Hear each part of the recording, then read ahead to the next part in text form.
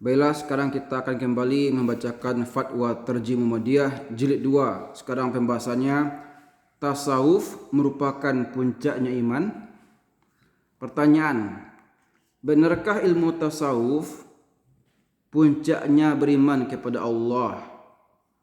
Pertanyaan dari M. Suhrawardi LGN nomor 8047, Jalan Sai Mesa Kabel nomor 22, Banjarmasin. Jawab, dalam Al-Quran maupun hadis tidak kita dapati adanya keterangan bahwa ajaran tasawuf merupakan puncak iman kepada Allah Subhanahu wa taala. Hal ini dapat difahami bahwa ilmu tasawuf adalah ilmu yang membicarakan bagaimana cara seseorang untuk dapat mencapai hubungan yang mesra dengan Allah. Cara yang dilaluinya dengan melalui jenjang takholi, yaitu mengosongkan diri dari segala sifat-sifat yang tercela. Kemudian diikuti dengan tahalli, yakni mengisi kembali dengan sifat-sifat terpuji. Dan sesudah itu barulah akan mencapai pada tajalli, yakni merasakan kenyataan Tuhan. Jadi dapat dikatakan bahwa ilmu itu merupakan upaya olah rohani. Sedangkan iman dari segi pemahaman yang luas meliputi bukan saja olah rohani, tapi juga pelaksanaan dalam pengamalan. Dalam hal ini dapat kita lihat pada surah Al-Anfal ayat 2, As-Sajdah ayat 15 sampai dengan 18, surah At-Taubah ayat 71, surah Al-Hujurat ayat 15, surah An-Nur ayat 62, surah An-Nisa ayat 64. Dan masih banyak lagi yang kalau kita simpulkan bahwa hakikat iman bukanlah dalam hati yang terwujud dalam kerohanian saja, tetapi juga menyangkut ekspresi amalan lahiriah hasil kerohanian yang sempurna. Hal ini didukung oleh banyak hadis, diantaranya hadis dari Bukhari dari Anas, ya. La yu'minu ahadukum hatta akuna ahabba ilaihi min waladihi wa walidihi wan nasi ajma'in. Rawahul Bukhari.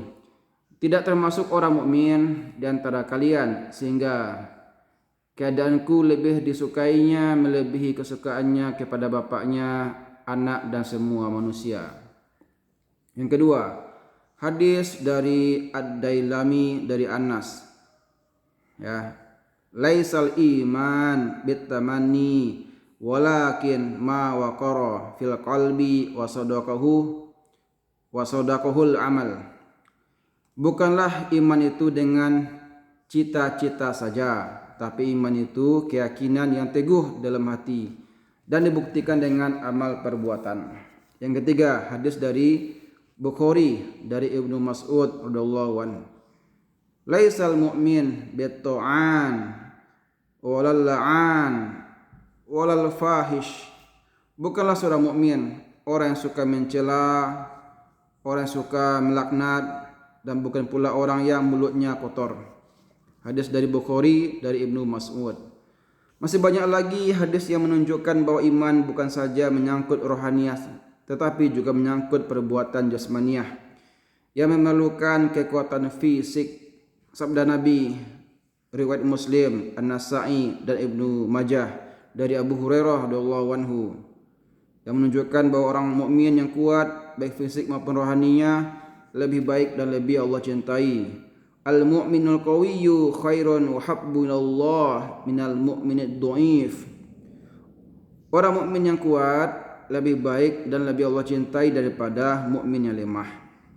Hadis dari Muslim, An-Nasa'i, Ibnu Majah dari Abu Hurairah. Jadi sukar membenarkan bahwa ajaran tasawuf merupakan puncak iman. Kita dapat memahami kalau tasawuf yang tidak menyimpang dari Al-Quran dan Sunnah dan masih terkait dengan akhlakul karimah dan iktiqad yang benar itu baik. Tapi yang mana yang sesuai dengan Al-Quran dan Sunnah perlu pengamatan yang seksama.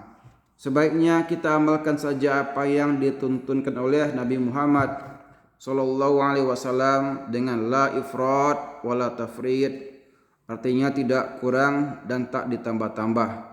Akan lebih terjamin iman dan amal kita, seperti pengamalan ayat 63 sampai 77 surah Al-Furqan, juga pengamalan ayat 1 sampai 9 surah Al-Mu'minun, serta amalan-amalan lain yang diajarkan dalam hadis sahih yang cukup banyak itu tentu akan menjamin akidah, ibadah dan amal soleh kita. Lain halnya kalau kita harus mengikuti ajaran tasawuf yang macam-macam alirannya, yang tidak kita ketahui mana yang amalannya sesuai dengan Al-Quran dan Sunnah. Wallahu a'lam.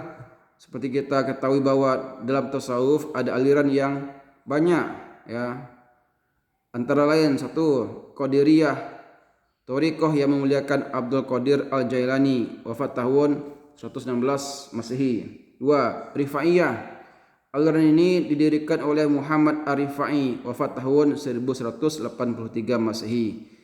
Yang ketiga, Saziliyah.